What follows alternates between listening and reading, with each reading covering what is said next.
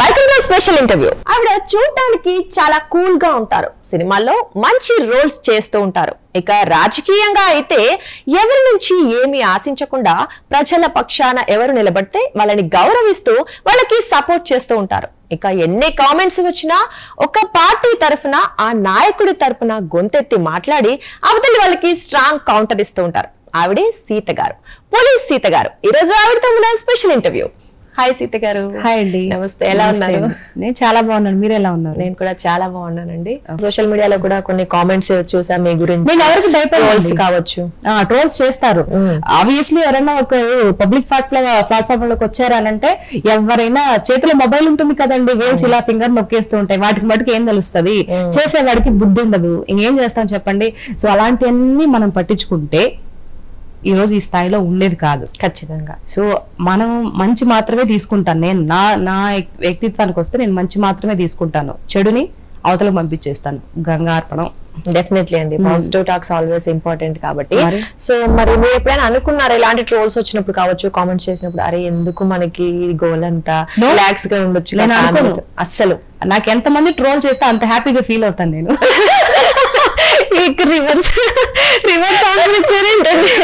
అది చాలా మంది మమ్మల్ని ట్రోల్ చేస్తున్నారు, ఏడుస్తారు. ఎందుకు ఏడవాలి? ఇప్పుడు ఎవడైనా ఒక గొప్పగా నిన్ను సీత గారు మీరు సూపర్ అండి, అసలు ఎంత బాగా యాక్ట్ చేస్తారండి, మీరు అదండి ఇదండి అన్నప్పుడు, ఒక స్మైల్ వచ్చినప్పుడు, నువ్వు అది నువ్వు ఇది అన్నప్పుడు కూడా ఎందుకు ఉండిపోవాలి? ఓకే, సో ఏదైనా పాజిటివ్ గా తీసుకుంటేనే ముందుకెళ్తామండి. ఇవన్నీ తీసుకుంటే ఎవడో కామెంట్ చేశాడని దిగులు పడి కూర్చుంటే ఎలాగా? మన లైఫ్ లో అట్లాంటి ఏమి ఉండవమ్మా. ఎంత మంది ఇది చేసుకున్నా, ఎంత మంది బ్యాడ్ కామెంట్స్ పెట్టినా, ఒక ఆడపిల్లని ఒక ఎల్ అనే పదంతో వాడినంత గొప్ప పదం ఏముంటది చెప్పండి? అది అన్నంత మాత్రం నువ్వు అదైపోతావా? డెఫినెట్లీ. దానికి కుమిపోవాలా? అవసరమా చెప్పండి? ఇంకేం పోలుస్తారు వాళ్ళు? ఒక ఆడపిల్ల ఇంకొక మగాడితో పోలుస్తారు, ఆ మగాడితో అతనితో ఇదంట, ఇంకొక అతనితో ఇదంట.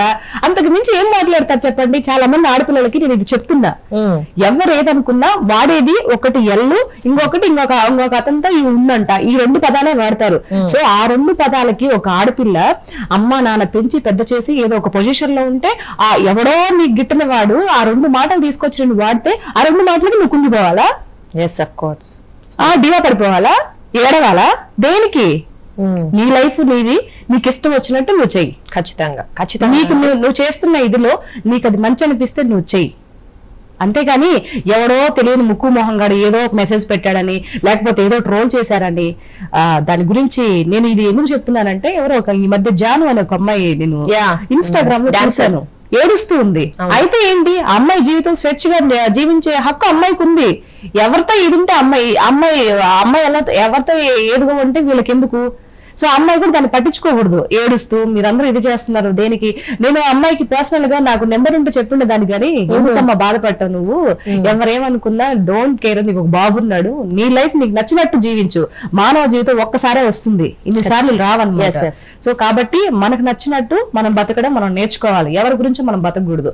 ఇది నేను చెప్తున్న ఆడపిల్లలకు చెప్తున్నటువంటి విషయం. ఖచ్చితంగా. అంటే మీరు చెప్పినట్లు కనుక నిజంగా అన్ని పాజిటివ్ గా తీసుకోగలిగితే చాలా ఇబ్బందులనే కాదు, మనం కొంతమంది వాళ్ళ కెరీర్ వదిలేసుకోవడం చూసాము, అలాగే సూసైడ్ చేసుకోవడం చూసాము ఇలాంటి కామెంట్స్ వల్ల.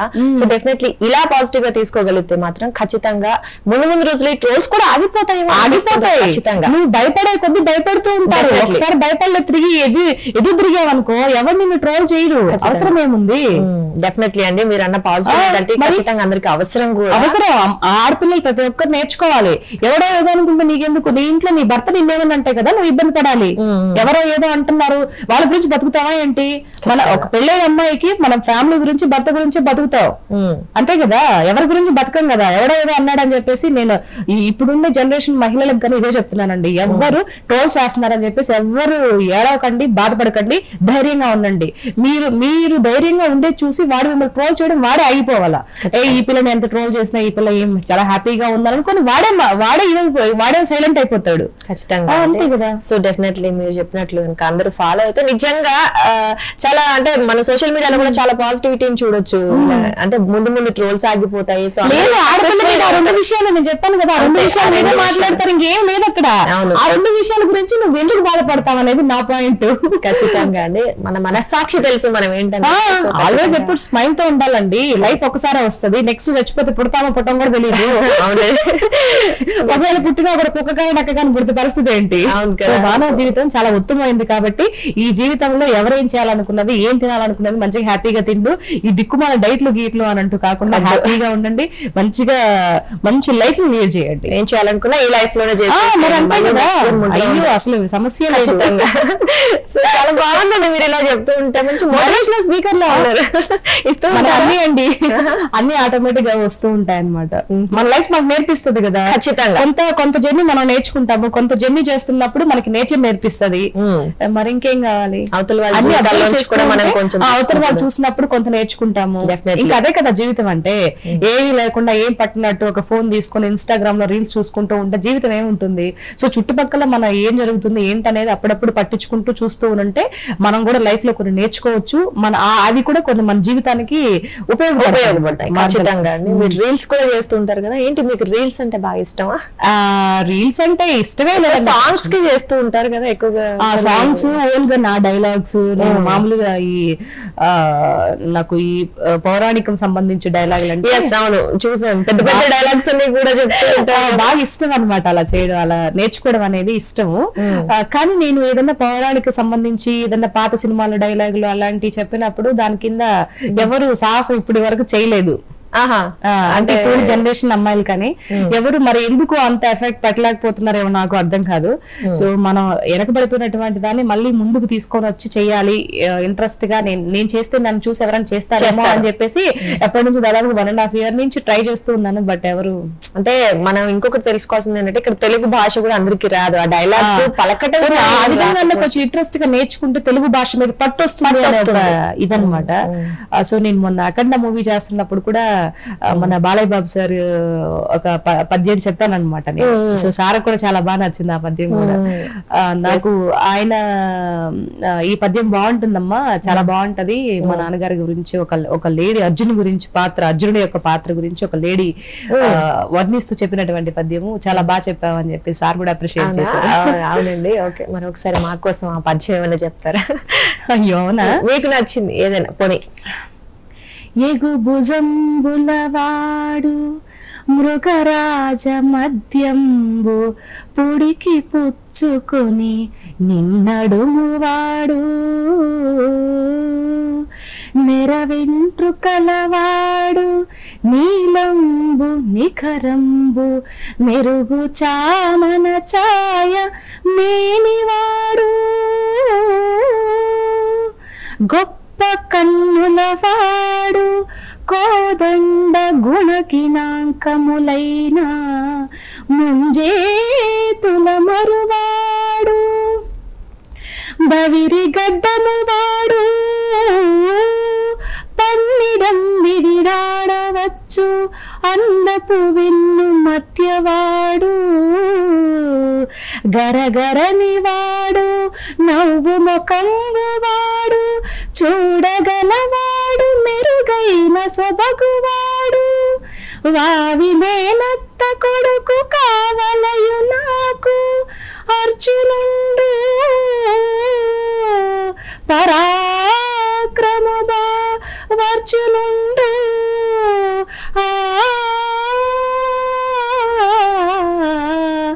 వావి మేనత్త కొడుకు కావలయు నాకు. సూపర్ అండి, చాలా బాగా. అంటే మీరు విత్ ఎక్స్ప్రెషన్ కూడా ఇచ్చారు కాబట్టి మాకు చాలా అంటే తెలియని వాళ్ళకి కూడా ఏదో అర్థం అవుతుంది మీనింగ్ అనేసి అయితే మాకు ఈజీగా నిజంగా చాలా బాగా పాడారు. మీకు అలవాటు ఉందా? అంటే చిన్నప్పటి నుంచి ఏమైనా నాటకాల్లో అలా చేయడం అలవాటు లేదు. అంటే మా అమ్మ వాళ్ళ నాన్నగారు ఆయన స్టేజ్ డ్రామా ఆర్టిస్ట్ అన్నమాట. ఓకే, పద్యాలు ఈ హరికథలు ఇటు సంబంధించి వాయిస్ పాడుతూ ఉంటారు. మా తాతగారికి ఆడపిల్లలు మగపిల్లలు అందరూ ఉన్నప్పటికీ మగపిల్లలకు పుట్టిన పిల్లలకు గాని లేకపోతే మా పిన్నమ్మలకి మా పెదమ్మలకి పుట్టిన పిల్లలు గాని ఎవరైనా ఉంటే ఎవరికి రాలేదు. అది బయలకు నాకు మాత్రమే వచ్చింది. మా అమ్మ ఎప్పుడు అంటూ ఉంటది, నా బంగారు కొండవి మా నాన్నగారు వచ్చేసాయి, మా నాన్నగారు పుట్టారు, ఇది మొత్తం మా నాన్న వాయిస్తానని చెప్పేసి అని అంటుంది మా అమ్మ. నో, నేను కాదంటాను. బట్ ఆ లక్షణాలు అయితే కనిపిస్తున్నాయి ఖచ్చితంగా మాకు కూడా. మరి మీరు ఎప్పుడు ఆర్టిస్ట్ అంటే డ్రామా ఆర్టిస్ట్ గా ఎప్పుడు చేయనప్పటికీ కూడా స్టిల్ తెలీదు నాకు డ్రామా ఆర్టిస్ట్ అంటే. అది ఎప్పుడు కూడా చూడలేదు కానీ నేను నాకు ఎందుకు బై బర్త్ అంటే ఏదైనా ఛాలెంజింగ్ గా తీసుకుంటాను అనమాట. ఇది నేను ఎందుకు నేర్చుకోకూడదు అని. సో ఇది డైలాగులు చెప్పడం కూడా పాత సినిమాల్లో, ఇప్పుడు దీపావళి మూవీ పాత సినిమా సావిత్రి గారు చెప్పిన, ఎస్వి రంగారావు గారికి చెప్పినటువంటి పౌరాణిక స్టైల్లో. మరి అది దీపావళి మూవీలో ఆమె చంపేటప్పుడు నరకాసుని వధ చేస్తుంది కదా సత్యభామ గారు, అది సావిత్రి గారు చేశారనమాట. అన్ను దాంట్లో ఎస్వి రంగారావు గారు ఆయన నరకాసురుడు ఇది చేస్తాడు అనమాట. నరకాసురుడా నరక సార్వభౌముడు. ఎస్ అవును. అక్కడ ఆయన చెప్తాడనమాట. ఆయన అంటాడు, భువనైక సుందరి శరత్చంద్ర సుఖానుభూతిలో విరహ గీతాలు ఆలపించవలసిన విలాసివే, విలాలాపంతో విజృంభించుట కడు విచిత్రంగా ఉన్నది. శిరోశోభితమైన మనోజ్ఞమూర్తివి నీవెక్కడ, ఈ రణరంగం ఎక్కడ, యమగట సమాన భయంకర వీర ప్రతావృతంపై బలాక్రము నకంబులు బెండువచ్చే మొదద్గండ వేదాంత పాలకట భూ పరాగా విషదరితంపై హృదయపురబెట్టిన ఎద్దున ఏషాఘోష సంకట సంపుటితమైన ఈ సమరం ఎక్కడ, అబలవు నీవెక్కడ, శాస్త్రాభిమార్ది కంఠీరుడైన నరక సార్వభౌముడు అభము సుబోధుని వక్కావులతో యుద్ధము చేయుటయా, చీచి అస్త్ర శస్త్రాలకు సుస్థి చెప్పి నన్ను ఆశ్రయించు, నిన్ను మన్నించి నీ సౌందర్యాన్ని ఆరాధిస్తా అని చెప్తాను. ఓకే, మీరు చెప్పింది నాకు ఇంకా ఇంకా ఇంకా చెప్తే బాగుండు, ఇలా చూడాలి అనిపిస్తుంది అనమాట.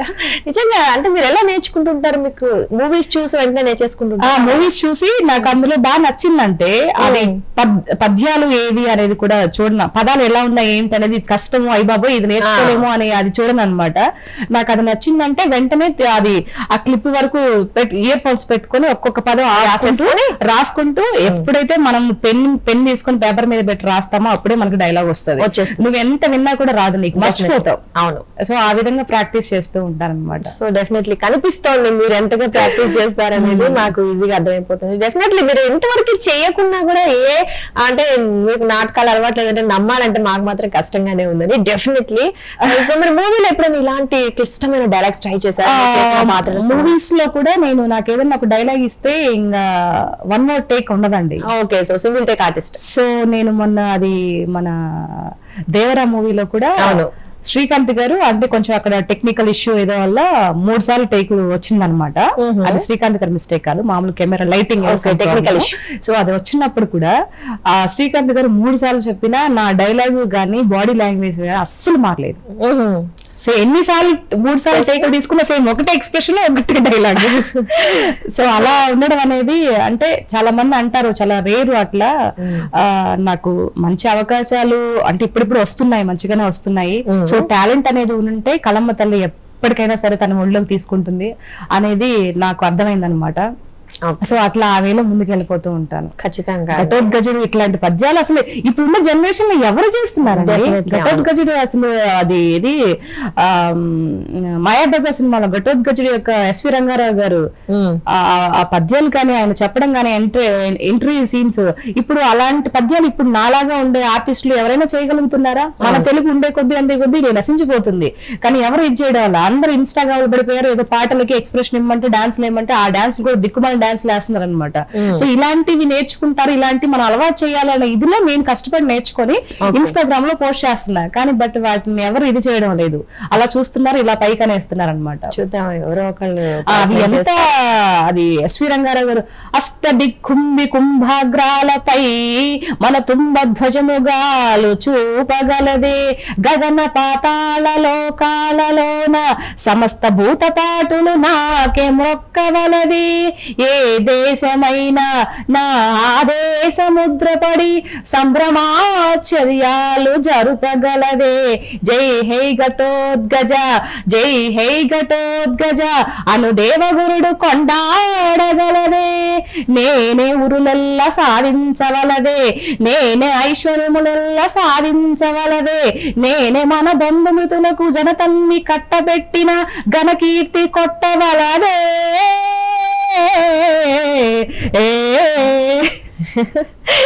ఇలాగే చూస్తా అనిపిస్తుంది మీరు చెప్తూ ఉంటే. సో డెఫినెట్లీ మీ రీల్స్ చూసి ఖచ్చితంగా ఎవరో ఒకళ్ళు అయితే ట్రై చేస్తారని నేను కూడా అనుకుంటున్నాను. ట్రై చేయాలి. ఉండే జనరేషన్ లేడీస్ ఎవరైనా యాక్ట్రెస్ గా వచ్చే వాళ్ళు కూడా ఎలాంటి సో ఇలాంటివి చూసి ఎవరో ఒకరు చేసినప్పుడు దాన్ని చూసి నేర్చుకొని అలాంటివి కూడా చేయాలని చెప్పి నేను ప్రతి ఒక్కరిని కోరుకుంటున్నాను. మన తెలుగుని ఇంకా ముందుకు తీసుకెళ్దాం, అంతరించిపోయే కాకుండా ముందుకు తీసుకెళ్దామని నేను మన ప్రైమ్ న్యూస్ ద్వారా ప్రతి ఒక్క ఆర్టిస్ట్ గానీ లేకపోతే ఇన్స్టాగ్రామ్ లో కానీ ఎవరైనా ఉండేవాళ్ళు ప్రతి ఒక్కరికి కోరుకుంటున్నా. ఎందుకంటే వాళ్ళకి టాలెంట్ ఉంది, చేసి ఇది కూడా ఉంది, కాకపోతే ఏముంది అనుకుంటారు, సంకల్పమే మిస్ అయింది. సో ఆ సంకల్పం కూడా చేస్తా. అఫ్ కోర్స్ అంటే మేము కూడా అదే కోరుకుంటున్నాం. తెలుగు భాష అంతరించిపోతున్న భాష కాదు, మన అందరి భాష కాబట్టి ఖచ్చితంగా దాన్ని ఇంకా ముందుకు తీసుకెళ్లాలి. కాబట్టి ప్రతి ఒక్కళ్ళు తెలుగు భాషను స్పష్టంగా నేర్చుకోవడం అయితే నిజంగా అవసరం. సో డైలాగ్స్ అవనేది తర్వాత విషయం, కానీ ముందు భాష నేర్చుకోండి, ప్రేమించండి. మేము కూడా కోరుకుంటున్నామండి. సో ఓకే, సో ఇంత చేస్తున్నారు కదా, మాకు తెలుస్తుంది మీరు ఎలాంటి ఆర్టిస్ట్ అని ఈజీగా అర్థమైపోతుంది. సో మీకు ఎప్పుడైనా అనిపించిందా, అంటే మీరు చేసిన కొన్ని పాత్రలు చూసాం కదా, మీరు ఐదర్ అక్కగా వదినగా ఇలాంటి క్యారెక్టర్స్ ఎక్కువ చేస్తుంటారు కాబట్టి, సో ఇంకా మంచి పాత్రలు వస్తే బాగుండు, నాకు ఇంకా నేను వేరే చేయగలుగుతాను అని ఏమైనా అనిపించిందా మీకు? సో నాకు అంటే మదర్ రోల్స్ అని మీరు చెప్పినట్టు అక్క వదిన అలాంటి రోల్స్ వస్తున్నాయి. ఓకే, ఇంకా రావాలి అని అంటే ఇప్పుడు కర్తవ్యం సినిమాలో విజయశాంతి గారి లాగా సో అలాంటి చేయాలని నాకు ఇంట్రెస్ట్ అనమాట. చెయ్యాలి, సో అంత కష్టపడాలి, అలా ఆ విధంగా చెయ్యాలి. అలాంటి ఒకటి స్టోరీ గాని ఉంటే ప్రాణం పెట్టి చేసేంత ఇది ఉందన్నమాట నాకు. ఫైట్స్ అవన్నీ సో చాలా ఇంట్రెస్ట్ అనమాట. నేను ఎప్పుడు యోగా చేస్తూ ఉంటానండి. ఓకే, నాకు ఇట్లా చేయలేము అట్లా చేయలేము అట్లా ఏమి లేదనమాట. అంటే జనరల్ గా మీ హోమ్లీ లుక్స్ ఎక్కువగా చూసి చాలా మంది ఇలాంటి క్యారెక్టర్స్ ఎక్కువగా ఇస్తున్నారేమో. అదే, సో అంటే సీత అనేది ఈ కోణమే కాదు, అలా కూడా చేయగలుగుతుందని చెప్తున్నా. అదే సీత గారుగా చూసాము, పులి ఉంది మీరు మర్చిపోతున్నారు, సో అలాంటి క్యారెక్టర్స్ కూడా ఆవిడ చేయగలుగుతుంది, అంతే కదా. సో డెఫినెట్లీ అండి మీకు అలాంటి క్యారెక్టర్స్ రావాలని కోరుకుంటున్నాం నిజంగా. అంటే మిమ్మల్ని ఆ యాంగిల్ లో కూడా మేము చూడాలనుకుంటున్నాము. తప్పకుండా. సో అలాంటివి కూడా సంకల్పం గొప్పదైతే ఆటోమేటిక్ గా యూనివర్సల్ మొత్తం మనం ఇంటూ ఉంటదంట. అవునవును, డైలీ మనం ఏదైతే మైండ్ లో అనుకుంటామో ఆ భగవంతుడా ఇలాంటిది ఇస్తే బాగుండు అని ఎప్పుడైతే అనుకుంటామో మొత్తం ఈ విశ్వం అనేది వింటూ ఉంటుంది. ప్రతి ఒక్క మనిషి ఏం చేస్తుంటారు ఏంటి అనేది విశ్వం ఎవరు విన్నా వినకపోయినా విశ్వం వింటూ ఉంటుంది. కాబట్టి డెఫినెట్ గా అది అవకాశం రావడం లేట్ అవ్వచ్చు కానీ రావడం మటుకు పక్క. మన పవన్ అరే కొన్నిసార్లు రావడం లేట్ అవ్వ కానీ రావడం మటుకు పక్క, అంతే. సో నిజంగా వస్తుందిలేండి, ఎందుకంటే చూస్తూ ఉంటారు కాబట్టి మీ టాలెంట్ అనేది మీతో వర్క్ చేసిన దర్శకులు అందరికీ తెలుసు కాబట్టి ఏదో ఒక రోజు కొత్త వాళ్ళు కానీ కొత్త వాళ్ళు వచ్చే ఇది ఉన్నారు కదా, ఇప్పుడు ఎవరైతే రైటర్స్ కానీ డైరెక్టర్స్ కావాలి అనుకునే వాళ్ళు బోల్డ్ ఎంతమంది ఉన్నారండి. సో వాళ్ళకి ఒక అవకాశం రాకపోదు, ఆ అవకాశం వచ్చినప్పుడు వాళ్ళు మనకు ఒక అవకాశం ఇవ్వకపోరు కదా, ఖచ్చితంగా ఒక ధైర్యం పాజిటివ్ హోప్ అది. సో డెఫినెట్లీ అండి. సో అలాగే ఇప్పుడు లేడీ ఓరియంటెడ్ మూవీ అన్నారు కదా, సో మరి సరే కర్తవ్యంలో విజయశాంతి గారిలా కాకపోయినా ఇప్పుడు మన పొలిటికల్ గా మీరు ఎక్కువగా మాట్లాడుతుంటారు కాబట్టి, సో ఒక మిమ్మల్ని ఒక మెయిన్ లీడ్ గా పెట్టేసి మీ చుట్టూ కత్తిరుగుతూ ఒక పొలిటికల్ క్యారెక్టర్ ఇస్తే మీరు చేయడానికి అసలు మామూలుగా కాదు, ఇంకా కథ అరేంజ్ వేరే ఉంటది. అసలు ముందుగానే పాలిటిక్స్ అంటే ఏదన్నా మాట్లాడాలంటే ముందడుగులో ఉంటాము. అలాంటిది ఒక మూవీలో ఒక రోల్ ఒక పాత్ర మనం పోషిస్తున్నాము, సేమ్ దానికి సంబంధించిందంటే ఇంకెలా ఉంటది చెప్పండి, జీవించేస్తాం కదా, ఇంకా ఇరక తీసేస్తాం అంటే మామూలుగా ఉండదు. సో డెఫినెట్లీ అలాంటి క్యారెక్టర్స్ అయినా మీకు ఇష్టమే, పోలీస్ క్యారెక్టర్స్ అయినా ఇష్టం, ఇంకెలాంటి పాత్రలు చేయాలనుకుంటున్నారు? ఇది ఆశకి హద్దు ఉండాలి అంటారేమో గానీ ఈ మాట చెప్తే నాకు రాజమౌళి గారి డైరెక్షన్ లో మహాభారతం తీసినప్పుడు అందులో ద్రౌపది క్యారెక్టర్ చేయాలంటే నాకు ఇష్టం అండి. ఓ ఓకే, సో ఇంకా అది స్టార్ట్ అవ్వలేదు అవ్వలేదు. నాకు ఇష్టం, నాకు ఇష్టం, నేను ఆయన డైరెక్షన్ లో చేయాలి అనేది నాకు ఇష్టం. సో ద్రౌపది క్యారెక్టర్ కాకపోయినా ఇంకా ఇంపార్టెన్స్ మహాభారతంలో చాలా ఉన్నాయన్నమాట. సో వాటిలో ఏది ఇచ్చినా కూడా సంతోషమే. సో నేను ప్రతిరోజు దేవుణ్ణి కోరుకుంటూ ఉంటాను సో ఆయన డైరెక్షన్ లో చేయాలని. సో అలాంటివి ఏంటంటే లైఫ్ లాంగ్ జీవితాంతం ఈ విశ్వం ఉన్న రోజులు గుర్తుండిపోతుంది అలాంటి వాటిల్లో. సో నాకుండే టాలెంట్ కి ఉండేటువంటి ఈ యొక్క పౌరాలకు సంబంధించి ఏదైతే ఈ సంస్కృత పద్యాలు కానీ వీటికి ఆయన చూసి కనుక నాకు ఒక చిన్న అవకాశాన్ని కనిస్తే నా ప్రాణం పెట్టి పండిస్తానండి. ఖచ్చితంగా అని తెలుస్తుంది మాకు. సో అంటే మీరు ఇప్పుడు రాజమౌళి గారితో వర్క్ చేయాలనుకుంటున్నారు, మరి ఇప్పటి వరకు ఇంకా ఇంకే డైరెక్టర్స్ తో గానీ హీరోస్ తో గానీ మీకు యాక్ట్ చేయాలని ఉంది? నాకు తర్వాత Balayya Babu sir okay. So మన మెగాస్టార్ చిరంజీవి గారితో ఇప్పటి వరకు అది చేశాను, కానీ ఇది సైరా నరసింహారెడ్డి చేశాను, కానీ ఆయన కాంబినేషన్ లోనే. బట్ అదంతా అంటే ఎక్కడో ఒక డైరెక్ట్ గా మీకు ఆయనకి ఇంటరాక్షన్స్ ఏమి పెద్దగా లేదు. ఒక గుంపులో ఫ్రంట్ లైన్ లో నిలబడుకొని ఉంటాను, ఎక్కడ సార్ చూడనే సరిపోయింది. అంతే కదా, ఫేవరెట్ అంటే మన మాట్లాడలేదు ఎప్పుడు, ఇప్పటి వరకు నేను మాట్లాడలేదు. మళ్ళీ ఎప్పుడు చూసాను అని అంటే ఆ సైరా నరసింహారెడ్డి సినిమాలో చూసాను సార్ ని. తర్వాత మళ్ళీ స్టేజ్ మీద బాలయ్య బాబు గారు 50వ సంవత్సరం ఆయన ఇండస్ట్రీకి వచ్చిన ఒక సెలబ్రేషన్ జరిగింది కదా. సో అప్పుడు స్టేజ్ మీదకి నన్ను వేరే వాళ్ళు ఇన్వైట్ చేశారనమాట. అయితే స్టేజ్ మీదకి వెళ్ళాను. అప్పుడు చిరంజీవి గారు మాల వేసుకొని ఉన్నారు. సో నాకైతే నిజంగా సాష్టాంగ నమస్కారం చేయాలన్నంత ఇది అనిపించింది. బట్ లేడీస్ టచ్ చేయకూడదు కదా, అయ్యప్ప స్వామి మాలో ఉన్నారు కదా. సో అలాగే చూస్తూ ఉండిపోయాను. నేను నా పర్సనల్ ఏమనుకుంటానంటే, నాకు 3 పిల్లలు, భర్త అందరు ఉన్నప్పటికీ చిరంజీవి గారు కానీ and power star Pawan Kalyan కానీ నా ఆయుష్ కూడా పోసుకొని నిండు 100 ఏళ్ళు ఉండాలని కోరుకుంటానండి. అది ఇప్పుడు చెప్పడం కాదు, ఎప్పటి నుంచో. అంటే ఇలాంటి వ్యక్తులు ఉండాలి. సో చిరంజీవి గారు కానీ ఎంతమందికి ఎంత చేశారు, ఆయన తెలిసి కొంత అయితే తెలియక ఎంతో అవును చేసిన మేలు. ఇద్దరు అన్నదమ్ములకి ఇద్దరండి, ఎవరికి అసలు పొంతనే లేదనమాట. ఎవరి ఇదిలో వాళ్ళు అస్సలు సంపాదించిన సొమ్మునంతా ఎలా దానం చేస్తారో నిజంగా ఇప్పటికి కూడా నాకు అర్థం కాదు. నాకు ఎన్నిసార్లు చెప్పిన ఇలా గూస్ బంప్స్ వస్తాయి నాకు మెగా ఫ్యామిలీ గురించి. సో నాకు చిరంజీవి గారు కానీ పవన్ కళ్యాణ్ సార్ అంటే అసలు నిజంగా స్పీచ్లెస్. అఫ్ కోర్స్ అండి, అర్థమైపోతుంది మాకు. సో ఇదే సిచ్యువేషన్ లో ఇప్పుడు మెగాస్టార్ గారు అన్నారు, పవర్ స్టార్ గారు అన్నారు. మరి పవర్ స్టార్ గారితో కనుక ఒక 10 నిమిషాలు మాట్లాడే అవకాశం ఇస్తే ఏం మాట్లాడతారు? ఏం మాట్లాడతానా సార్, చూస్తూనే ఉండిపోతారా?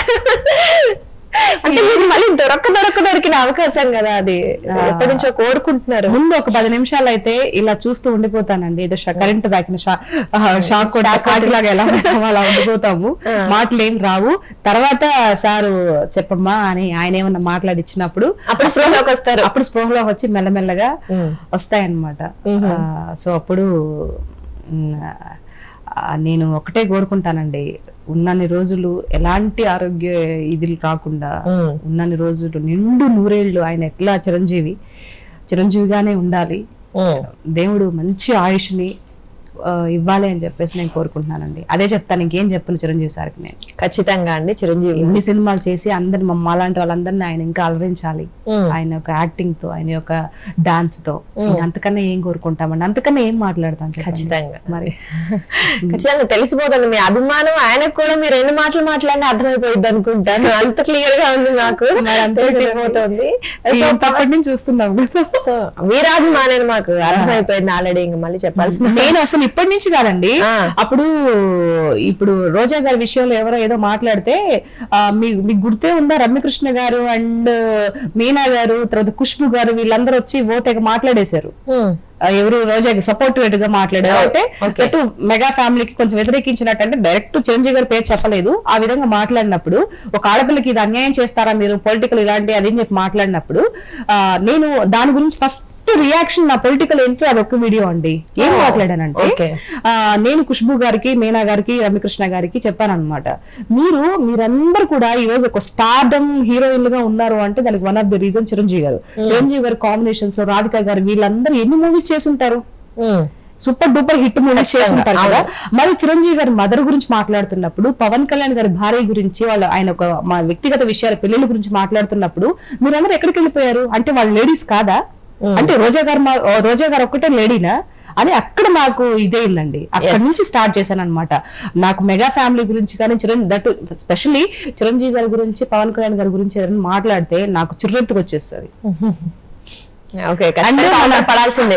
సిబిఎన్ గారి గురించి మాట్లాడినా కూడా నాకు చిరాకు కోపం వస్తుంది అసలు. ఎవరేమని అసలు ఒప్పుకోలేదు. నేను లిటరలీ ఏడ్ చేసిన సందర్భం ఒకటి ఉందండి. ఆ నిండు సభలో లోకేష్ గారు పుట్టుక గురించి మాట్లాడినప్పుడు నాకు బాబు గారు ఏడవడమే కాదు, నాకు కూడా అసలు లిటరలీ ఏడుపు వచ్చింది.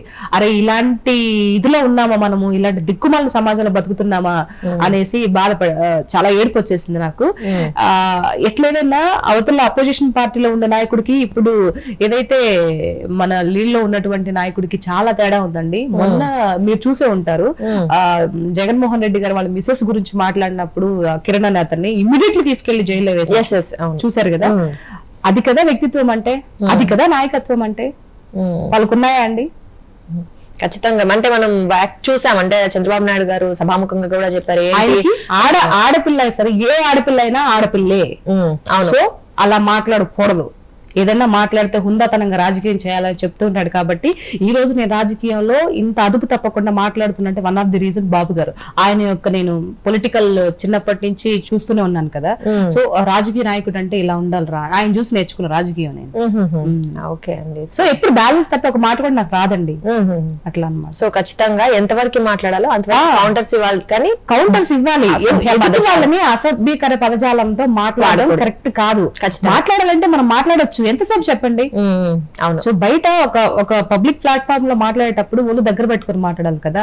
నోట్లో మాట అనేది పొదుపులో ఉండాలి, అదుపు తప్పకూడదు. ఖచ్చితంగా అండి. మూవీలోకి వస్తే మీరు మన దేవరా మూవీలో చేశారు కదా, సో జాన్వీ కపూర్ గారితో ఎన్టీఆర్ గారితో తెలుసు వాళ్ళు ఎలా యాక్ట్ చేస్తారు ఏంటనేది. జాన్వీ కపూర్ ని చూసినప్పుడు మరి శ్రీదేవి గారు మీకు తెలుసు, ఆవిడ ఎంత పెద్ద మహానటు, ఆఫ్ కోర్స్ మనం చెప్పాల్సిన అవసరం లేదు. సో ఆవిడలాగా జాన్వీ కపూర్ అవుతారని మీకు అనిపించింది ఆవిడ యాక్టింగ్ చూసినప్పుడు? అయ్యో అసలు అవడం ఏంటండి, సూపర్ అండి అసలు. కాకపోతే శ్రీదేవి గారి యొక్క ఫేస్ కట్స్ వచ్చుంటే బాగుండేది. ఆవిడ కళ్ళు అంత పెద్ద ఐస్, శ్రీదేవి గారి కళ్ళు ఎలా ఉంటాయి, సో పెద్ద ఐస్ కదా, సో అవి వచ్చుంటే బాగుండేది. కాకపోతే అవి పక్కన పెట్టేస్తే యాక్టింగ్ చించి పడేస్తుంది అమ్మాయి. అసలు ఆ అమ్మాయి నేను చెప్పిన దానికి డైలాగ్ చెప్తుంటే, నాకు తిరిగి అమ్మాయి డైలాగ్ చెప్తుంటే అసలు నేను ఇలాగే చూస్తూ ఉన్నా. అసలు తెలుగు రాని ఒక అమ్మాయి మన తెలుగు ఫిలిం ఇండస్ట్రీ వచ్చి ఫస్ట్ టైం అలా చెప్తుందనంటే, ఇంకా రాను తన మూవీస్ చేసుకుంటూ పోతే ఇంక రేపు పెద్ద మూవీలో కూడా ఉంది ఆవిడ. ఇంకా ఎంత డెవలప్ అవుతుంది. సో ఖచ్చితంగా తల్లి లక్షణాలు ఎక్కువగా, తల్లి లక్షణాలు కంప్లీట్ గా వచ్చేసాయండి. యాక్టింగ్ స్కిల్స్ కానీ, మాట్లాడే విధానం కానీ, ఉచ్చారణ కానీ, అస్సలు ఆ తెలుగు ఒక్క మొక్కలు కూడా మాట్లాడడం అలా. ఇప్పుడు చాలా మంది హీరోయిన్స్, పూజా హెగ్డే గానీ సమ్ హీరోయిన్స్ వాళ్ళు అట్లాగా అరాకొరాగా మాట్లాడతారు కదా, వచ్చారు పోతారు ఇలా మాట్లాడతారు కదా. ఆ అమ్మాయి తెలుగు రాకపోయినా కూడా ఆ ఎవరైతే నేర్పించే ఉచ్చారణ, పద ఉచ్చారణ ఎంత పర్ఫెక్ట్ గా చెప్తుంది. మనం కూడా చూసాం ఈ అమ్మాయి వాయిస్ చెప్పి కరెక్ట్ అయినా అన్నట్టు మనకే డౌట్ వస్తుంది. అంత కరెక్ట్ గా చెప్తుంది. అది మాట్లాడడం అనేది, తెలుగు మాట్లాడడం అనేది నిజంగా తెలుగు, ఈ అమ్మాయి తెలుగు అమ్మాయే అన్నట్టు మాట్లాడుతుంది. అవును. అంటే మనం మూవీ రిలీజ్ అయినప్పుడు రీల్స్ లో కూడా కొన్ని వచ్చాయన్నమాట, జాన్వీ కపూర్ తెలుగు మాట్లాడేది. నిజంగా తెలుగు అమ్మాయి అంటే వాళ్ళ అమ్మలాగా ఎలాగ మాట్లాడుతుంది. సో ఇంట్లో కూడా మేము అలవాటు ఉండొచ్చు. బాగా అనిపించింది అసలు అలా మాట్లాడుతుంటే. నిజంగా తెలుగు అమ్మాయి తెలుగు నేర్చుకుందా ఏంది అనుకున్నా, వాళ్ళ తెలుగే రాదు. ఆ డైలాగ్ చెప్పడం ఎంత పర్ఫెక్ట్ గా చెప్తుంది తెలుసా. అరే వావ్ అనిపించింది. అసలు ఎంత బాగుంటది తెలుసా అమ్మాయి. లెజెండ్ శ్రీదేవి గారి లక్షణాలన్నీ పునికి ఫేస్ కట్స్ ఒకటే రాలేదు కానీ మిగతా హావభావాలన్నీ కూడా పునికి పుచ్చుకొని పుట్టింది అమ్మాయి. ఎన్టీఆర్ గారి గురించి ఏం చెప్తారు? ఎన్టీఆర్ గారి గురించి చెప్పడానికి అసలు మాటలు సరిపోవు, రోజులే సరిపోవు. ఓకే, ఆయన ఆల్రెడీ ఆయన నందమూరి తారక రాముడు అంశలో పుట్టిన ఆయన యొక్క యాక్టింగ్ కళ ఇదిని ఈయన పునికి పుచ్చుకొని పుట్టాడు జూనియర్ ఎన్టీఆర్ గారు. ఇంకా చెప్పాలా నందమూరి ఫ్యామిలీ గురించి చెప్పాలా? అవసరం లేదు, ఆల్రెడీ బాలయ్య బాబు గురించి చెప్పాలా అసలు? ఏంటి దేవరా 2 లో కూడా ఉన్నారు, మరి మీరు దేవరా 1 లో ఉన్నారు, 2 లో ఉన్నారా? ఇది నా జస్ట్ ఇంట్రడక్షన్ అండి. అది నేను నా కూతురు జీవితం నేను ఎంటర్ అవ్వగానే శ్రీకాంత్ గారితో ఏంది నా కూతురు ఏమన్నా కుదిర్చిందానంటే, ఏంది కుదిర్చేది నిప్పెట్టినది మా కాబోయేళ్ళు నిన్న బట్టలు ఆదికివ్వడానికి పోతే నీ కూతురు తంగ కనిపించి సిగ్గుపడుతూ ఓరకంటతో చూసి నవ్విందంట. నీ తంగ కాడంటే ఇష్టం ఉందేమోనని రేపు పెట్టుకోవాల్సిన లగ్గాలు కొద్ది రోజులు వాయిదా ఏమంటున్నాడు. ఈ రోజు అటు ఇటు తెలిపోవాలి, పిలువు నీ కూతుర్ని, నువ్వేం పిలిచేది నేనే పోతాలే కదా తంగా అంటే పోతే అక్కడికి వెళ్తే ఏమే నా కూతురు జీవితంలో నిప్పులు పోసి తీరిగ్గా తలంటు పోసుకుంటుండావా అని చెప్తే ఇంకా ఆవిడేదో చెప్తుంది, మీ అమ్మ కూతురుని ఇలాగే వదిలేస్తే ఈడొచ్చిన ఏ ఆడపిల్లకి పెళ్లి అయితే లేదు, మీ సంగతి తేలుస్తాను అని చెప్పేసి వెళ్ళిపోతాను. అది జస్ట్ ఇంట్రడక్షన్ నాది. దాని తర్వాత ఈ అమ్మాయి ఏం చేసింది, ఇప్పుడు ఈవిడ కూతురు ఎవరు, ఏం చేస్తే ఇప్పుడు ఇంత ఆవేశంగా వచ్చింది అనేది సెకండ్ పార్ట్ లో ఉంటుంది. నాకు ఫస్ట్ చెప్పారు సెకండ్ పార్ట్ లో ఉంటుందని. సో ఆల్రెడీ షూట్ స్టార్ట్ అయిపోయిందా ఇప్పుడు? లేదు లేదు, ఇంకా సో మీ ప్రాజెక్ట్స్ ఏంటి, ఇంకా ఏమేమి మూవీస్ చేస్తున్నారు ఇప్పుడు? ఉన్నాయండి, నాది ఆల్రెడీ 2-3 చిన్న మూవీస్ చేస్తున్నాను. తర్వాత పెద్ద మూవీస్ ఇప్పుడు అఖండ పార్ట్ 2 చేస్తున్నాను. తర్వాత ఇంకా రామ్ చరణ్ గారి మూవీలో ఏదైనా అవకాశం ఉన్నట్టు అనిపిస్తుంది. సో తర్వాత ఇంకా కొన్ని మూవీస్ ఉన్నాయి. సో నేను బిజీగానే, నా ఇదిలో నేను బిజీగానే ఉంటున్నాను అన్నమాట. సో ఓకే అండి, all the best to you. మీరు అనుకున్న పాత్రలు ఇంకా మంచి మంచి చాలా సక్సెస్ఫుల్ పాత్రలు అన్ని చేయాలని అయితే మనస్ఫూర్తిగా కోరుకుంటున్నాం. అసలు ఏదేమైనా ఇప్పుడు ఒక దాని గురించి చెప్పాలి అంటే, ఒక మూవీలో యాక్ట్ చేయాలనుకున్నా కూడా అది ఆ కళమ్మ తల్లి పుష్కలంగా మన మీద ఉంటేనే మనకు అవకాశాలు వస్తాయండి. ఖచ్చితంగా ఆ టాలెంట్ మనలో ఉండాలి. ఫస్ట్ ఆఫ్ ఆల్ మనకు ఆ టాలెంట్ ఉంటేనే డెఫినెట్ గా ఏదో ఒక డైరెక్టర్ మనకు అవకాశం ఇస్తారనమాట. ఖచ్చితంగా. సో అలాగే మీకు మంచి మంచి అవకాశాలు రావాలని మనస్ఫూర్తిగా కోరుకుంటున్నాం. Thank you so much. చాలా విషయాలు షేర్ చేసుకున్నారు. ఒకటి చెప్పాలి, మీరు నిజంగా సార్థక నామధేయుడు. ఎందుకంటే పులి సీత మీ ఇంటి పేరేమో కానీ మీ బాగా సెట్ అయిపోయింది. అంటే ఇప్పుడు దాకా మాట్లాడడం చూసాం కదా, సో కనిపిస్తోంది మాకు ఆ పౌరుషం. So thank you so much అండి, చాలా విషయాలు షేర్ చేసుకున్నారు. All the best to you అండి. మీరు ప్రతి రంగంలో ఇలాగే ముందుకెళ్లాలని కోరుకుంటున్నాం. Thank you so much for the interview. Thank you.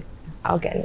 So చూసారు కదండి, ఇప్పుడే చెప్పుకున్నాం సార్థక నామధేయురాలని. పులి సీత గారు పులిలాగే మాట్లాడారు ఇంతసేపు పౌరుషంగా. సో పులి సీత గారు ఆవిడ పర్సనల్ ఇంట్రెస్ట్ చూసాము, అలాగే రాజకీయాల గురించి మాట్లాడారు, సినిమాల గురించి మాట్లాడారు. మంచి ఆర్టిస్ట్ మనకి తెలుస్తూనే ఉంది.